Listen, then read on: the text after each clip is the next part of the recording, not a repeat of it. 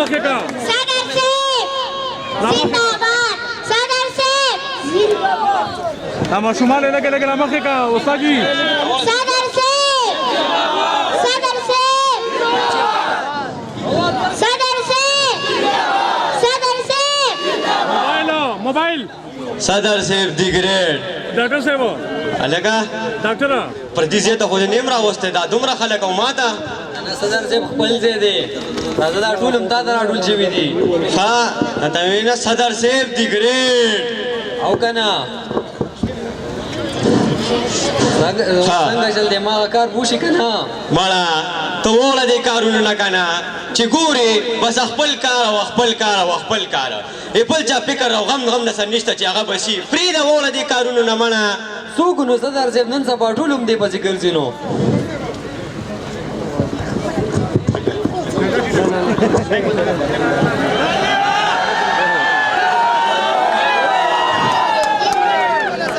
ذوالفقار خټک خلیق الرحمن خټک عمران خان عمران خان عمران خان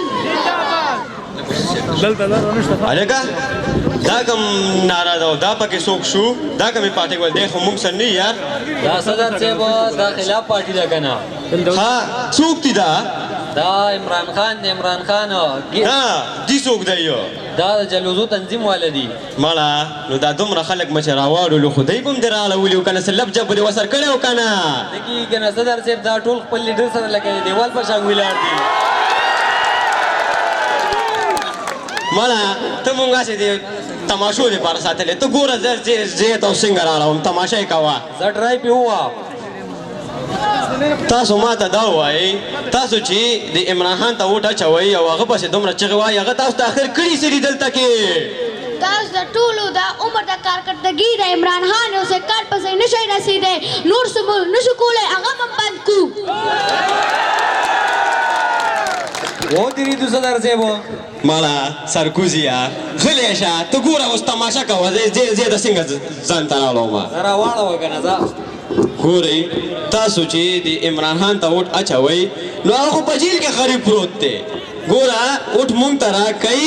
عمران خان ګوره په جیل کې پروت دی نښه مو هم ته واغسته پارټي مو ورته ختمه کړه ولې خپل ووټ هسې ضایع کوئ چا سره چې څوک نه وي که نه ای سره الله پاک وي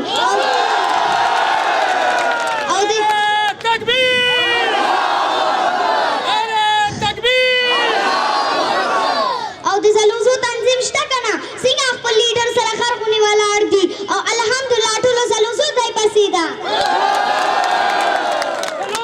ودرېدو صدر صاحب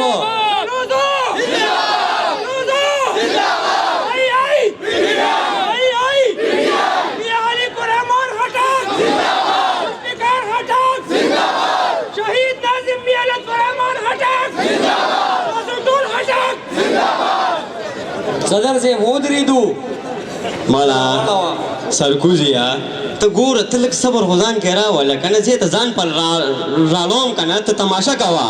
ځکه نه یو ځل پې بیډ رایوه تاسو ما ته دا ووایئ چې تاسو هغه سره دومره مینه ده او تاسو دومره ووټ ورسره کوئ تاسو د اخر خلیق الرحمن په دې خلقه کې کړي څه دي ټول کارونه خو ما کړي دي څه کړي دي تاسو ما ته دا ووایئ په دې علاقه کې خلیق الرحمن نه علاوه چا کړي څه دي او خلیق الرحمن ته ووایئ فخت او ګډیال مو نشان دی او تاسو باندې پهلم خیرات کړی دی او موږ په 8 تاریخ باندې راوځو او دومره ووټونه باید اچو چې آینده لپاره تاسو مقابلې ته نه ودرېږي صدر صاحب پروګرام ته وړ گیا